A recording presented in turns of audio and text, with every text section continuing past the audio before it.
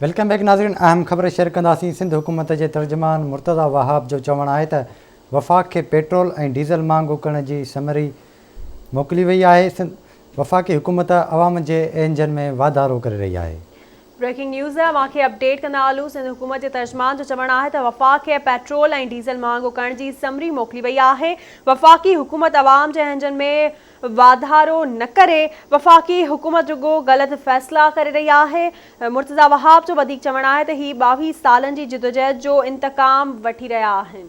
अहम ख़बर अवां ताईं पहुचायूं पिया। सिंध हुकूमत जे तर्जुमान मुर्तज़ा वहाब जो चवणु आहे त वफ़ाक़ खे पेट्रोल ऐं डीज़ल महांगो करण जी समरी मोकिली वई आहे।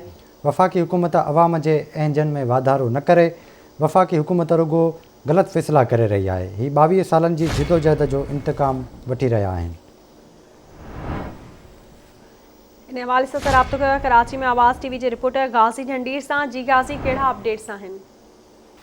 जी बिल्कुल, सिंध हुकूमत के तर्जुमान दरअसल मुर्तज़ा वहाब असेंबली जे रस्तनि ते मीडिया सां ॻाल्हि ॿोल कई आहे। हुनजो चवणु आहे त वफ़ाक़ी सरकार ताज़ो इरादो कयो आहे पेट्रोलियम शयुनि जो अघु वधाइण जो, जंहिंमें 11 रुपया पेट्रोल जी क़ीमत खे वधाइण वारी तजवीज़ वज़ीर आज़म वटि पहुती आहे। अॼु मुर्तज़ा वहाब पंहिंजी प्रेस कॉन्फ्रेंस दौरान सख़्त तनक़ीद जो निशानो बढ़ायो। वफ़ाक़ी सरकार खे ऐं संदसि मौक़िफ़ कयो त पेट्रोल जी 11 रुपया क़ीमत ज़ाहिर करे उनजे अघ ते वधाई वेंदी आहे। आम माण्हुनि खे इहो तासुर ॾिनो वेंदो त 11 रुपयनि मां वज़ीर आज़म घटि करे हेतिरा रुपया पेट्रोल जी क़ीमत वधाई आहे, जेका सरासर ज़्यादती ऐं नाइंसाफ़ी हूंदी। आम माण्हुनि सां अॻ में महांगाई ऐं ॿियनि इशूज़ जे करे आम माण्हू इंतिहाई तकलीफ़ वारी ज़िंदगी गुज़ारनि पिया। अहिड़ियुनि हालतुनि में जेकॾहिं पेट्रोलियम शयुनि सां जे अघनि में वाधि ईंदी त वधीक महांगाई थींदी ऐं आम माण्हुनि जो जीअं अज़ाब थी वेंदो। अॼु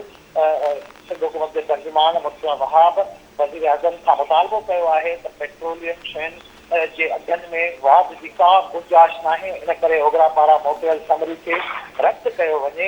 मुर्तज़ा वहाब जो इहो चवणु हुयो त तहरीक इंसाफ़ हाणे तहरीक इंतकाम बणिजी चुकी आहे, जेका आम पाकिस्तान जे अवाम खां 22 सालनि वारी जदोजहद जो इंतकाम वठी रही आहे। पहिरियां मुल्क में मुख़्तलिफ़ बहरान आहिनि। अटे जो बहरान आहे, खंड जो बहरान आहे, गैस जो बहरान आहे।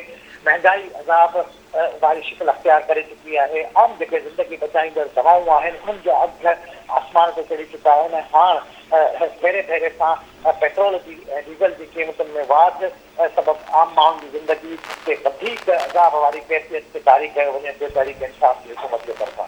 जी, वॾी महिरबानी गाज़ी जंडीर तफ़सीलनि खां आगाह करण लाइ।